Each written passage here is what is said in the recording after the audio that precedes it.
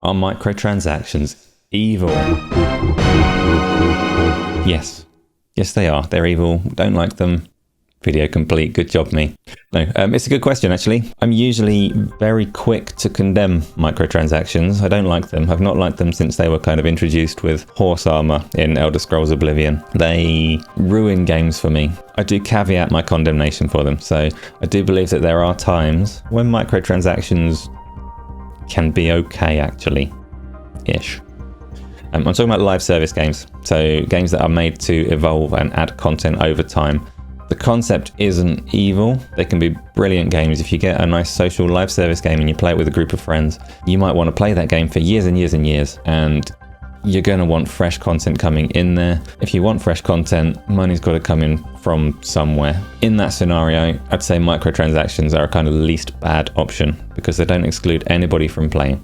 If you look at the alternatives for making money over time, you've got things like subscriptions, you've got map packs. All of those are more exclusionary. They're going to split the player base or exclude it completely.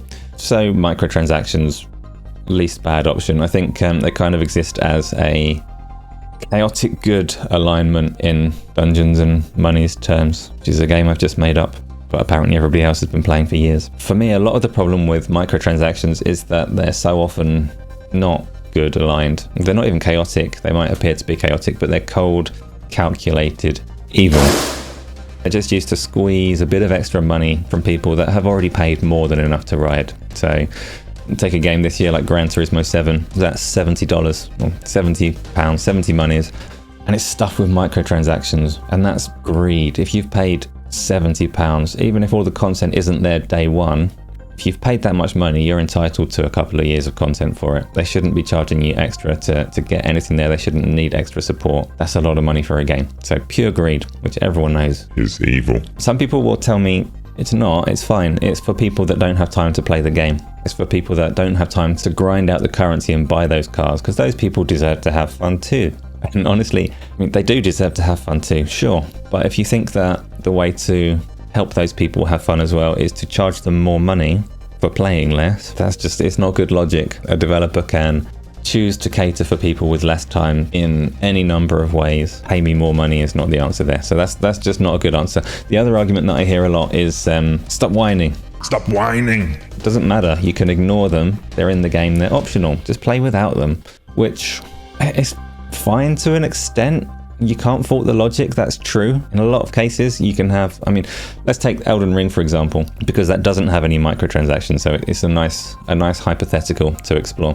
The whole game is based around exploration and discovery, but most of all, it's based around challenge. The Souls games are known for challenge, and a big part of the game is that you face down that challenge, you learn, you improve, and you overcome. Imagine that Bandai Namco and From Software added the option to buy runes for real money. Runes are the kind of primary progression mechanic in the game. You spend the golden runes to make your character more powerful. You spend them on equipment, you spend them on skills. They're used for almost everything in the game. And you harvest them by playing the game, by killing monsters. But imagine you're fighting this boss, he strikes you down, you get this big message on screen.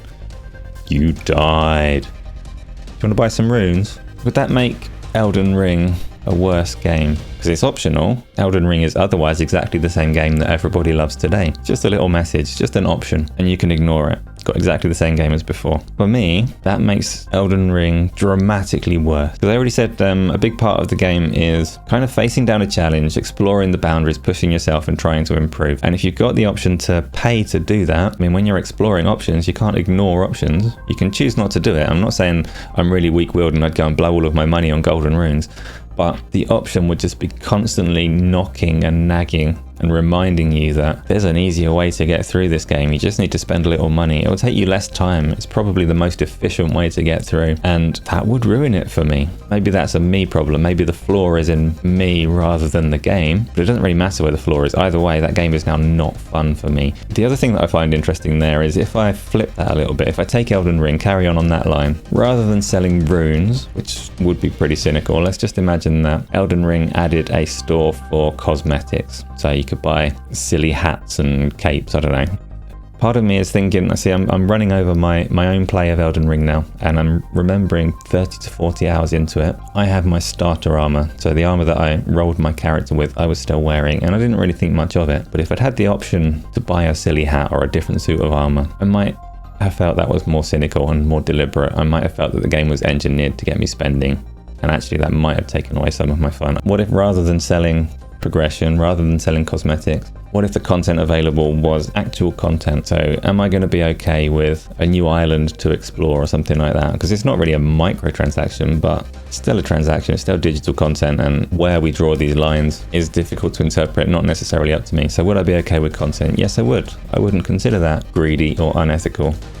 Personally, maybe you would. Anyway, that's some open thoughts on microtransactions. If you are an Elden Ring fan, or if you can kind of do the same hypothetical on any game of your choice, would it be worse if you had the option to spend money? Is it a me problem? Is it a game problem? Chip in the comments and let me know on that one, because I am curious. So ask some follow-up questions and we'll see where we go from here.